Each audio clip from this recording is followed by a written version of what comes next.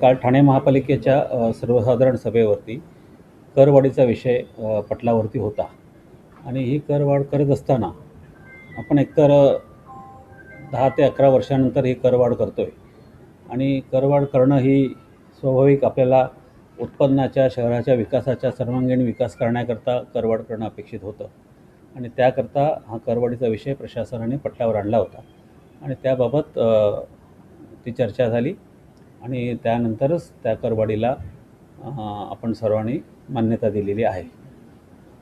किती करवाढ असणार आहे आणि त्याच्यामुळे महापालिकेला कसा फायदा होईल?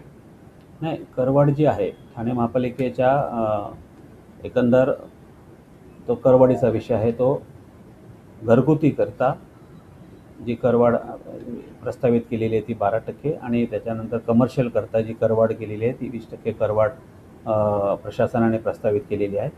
त्यातल्या काही सूचना आहेत, सन्मान्य सदस्यांच्या काही सूचना होत्या, त्या सूचनांचा समाविष्ट करून त्याच्यामध्ये त्या सर्वांगीण करवाढ करण्याबाबतला जो ठराव आहे तो काल महासभेत अंतिम चर्चेअंती मंजूर करण्यात आला.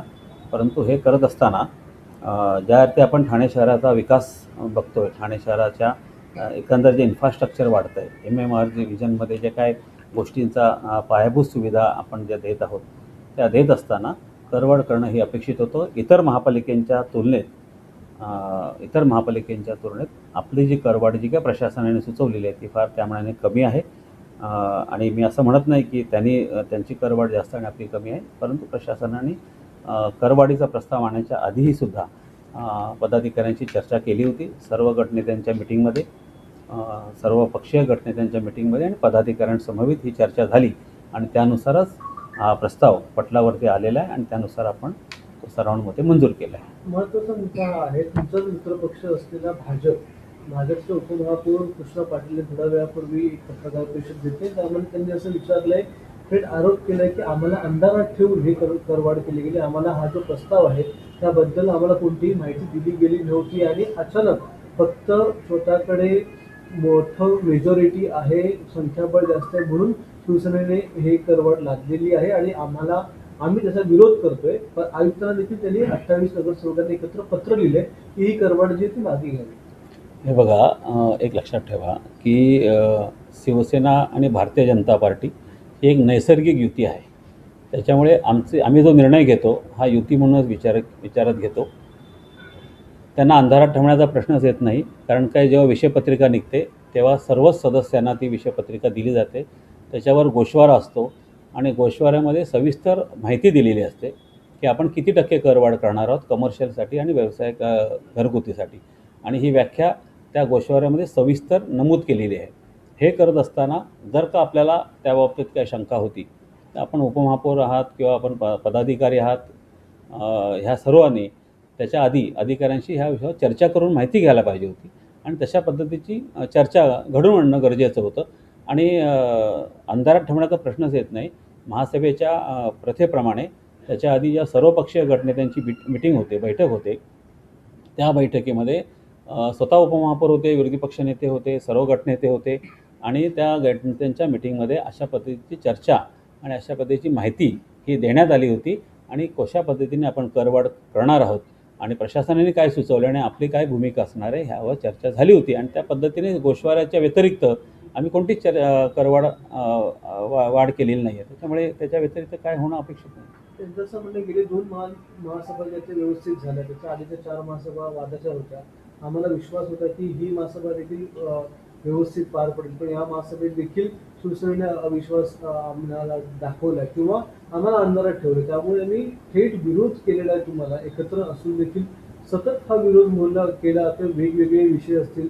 6 महिने झाले ठाणे महानगरपालिकेत सत्ता येऊन, 4 महासभा 5 महासभा ज्या आहेत त्या वादाच्या राहिलेल्या.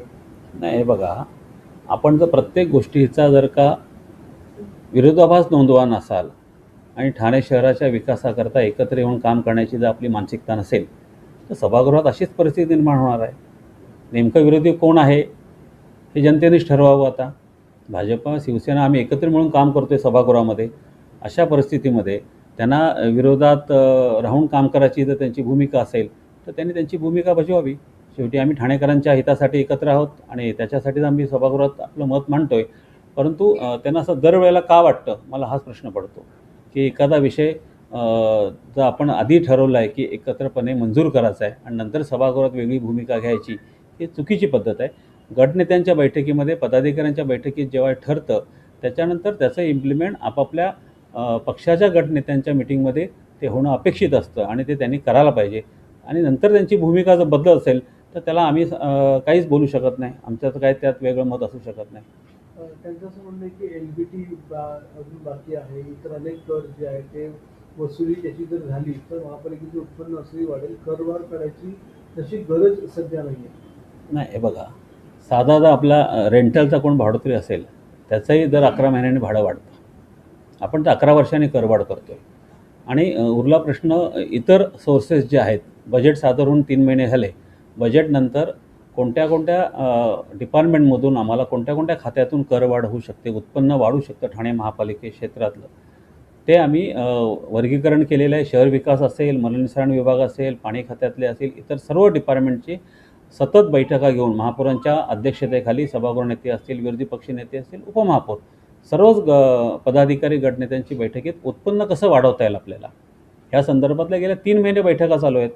मग 3 महिन्याच्या बैठका जर सुरू आहेत आणि त्या सर्व बैठकींना आपण उपस्थित असता आणि त्यावेळेला उत्पन्न वाढण्याच्या दृष्टिकोनातून ज्या बजेटच्या अनुषंगाने आम्ही जेव्हा चर्चा करतो त्यावेळी त्यातला हा एक भाग आहे टॅक्स वाढ करणं, कर वाढ करणं.